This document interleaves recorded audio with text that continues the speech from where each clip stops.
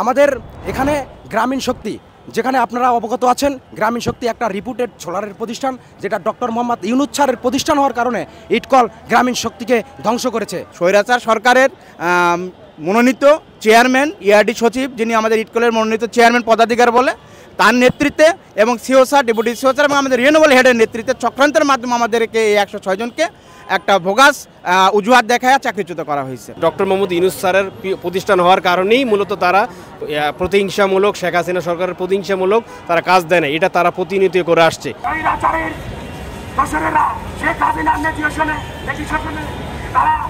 আমাদেরকে বাদ দিয়েছে একটাই কারণ, আমরা তাদের দুর্নীতির খবর জানি।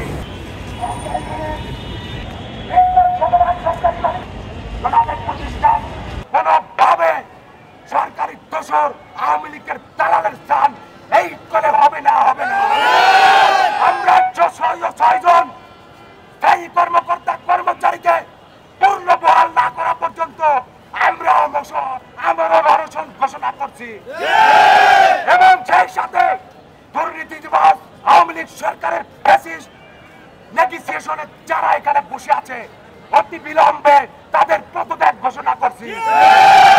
আমাদের এখানে গ্রামীণ শক্তি, যেখানে আপনারা অবগত আছেন, গ্রামীণ শক্তি একটা রিপুটেড সোলারের প্রতিষ্ঠান, যেটা ডক্টর মোহাম্মদ ইউনূস স্যারের প্রতিষ্ঠান হওয়ার কারণে ইটকল গ্রামীণ শক্তিকে ধ্বংস করেছে, যেটা বাংলাদেশে নজিরবিহীন। আমরা এই বিষয়গুলো এবং টাকার বিনিময়ে, আপনারা জানেন ইটকল বিভিন্ন প্রোগ্রাম নিয়ে কাজ করে, যে প্রোগ্রামগুলো সোলার হোম সিস্টেম, টিআর কাবিটা এবং আইসিএস ইমপ্রুভ কোক স্টোভ, যারা টাকার বিনিময়ে অযোগ্য প্রিয় পার্টনার অর্গানাইজেশন নিয়োগ দিয়ে এই প্রতিষ্ঠান ধ্বংস করেছে, প্রতিষ্ঠানের ভাবমূর্তি নষ্ট করেছে ইটকল।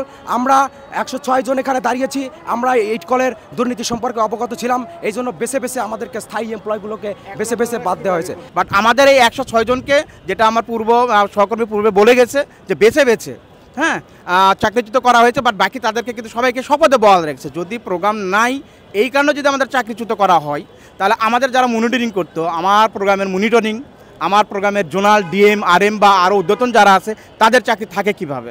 সুতরাং প্রোগ্রাম নেই, ফান্ড নেই, এই অজুহাতটা ছিল জাস্ট একটা নিছক অজুহাত, যেটা আমাদের টার্মিনেশনে কোথাও লেখা নেই। কিন্তু সুতরাং বিনা কারণে আমরা ধরে নিচ্ছি একমাত্র ব্যক্তি সিদ্ধান্তে স্বৈরাচার সরকারের মনোনীত চেয়ারম্যান ইয়ারডি সচিব, যিনি আমাদের ইটকলের মনোনীত চেয়ারম্যান পদাধিকার বলে, তার নেতৃত্বে এবং CO sir, deputy CO sir এবং আমাদের রিনিউয়েবল হেডের নেতৃত্বে চক্রান্তের মাধ্যমে আমাদেরকে এই 106 জনকে একটা ভোগাস অজুহাত দেখায় চাকরিচ্যুত করা হয়েছে। মূলত তাদেরকে কালক্ষেপণ করা এবং তারা বিভিন্ন আমলা বা এই সচিব এদের মাধ্যমে তাদেরকে শক্তি সঞ্চার করার জন্য তারা সময়ক্ষেপণ করছে বলে আমার মনে হয়েছে।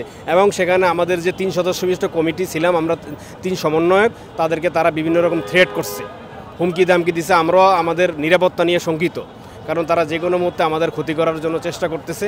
এবং আমরা এটাই চাই যে আমাদের পূর্ণবল, আপনি এটাও দেখবেন আমাদের বোর্ডে যারা আছে তারা বিভিন্ন সময়, যেমন নবনিযুক্ত হয়ে গত 23 নভেম্বর মাসে আমাদের যে চেয়ারম্যান স্যার, উনি তার পদে আপনার যোগদান করে আপনার বঙ্গবন্ধুর মাজারে, তিনি বঙ্গবন্ধু শেখ মুজিবুর রহমানের মাজারে তিনি আপনার শ্রদ্ধা নিবেদন করতে গেছেন। তাই এটা দ্বারা বোঝা যায় না যে এটা আওয়ামী লীগ সরকারের, যেই ফ্যাসিস্ট সরকারের একদম দোসর।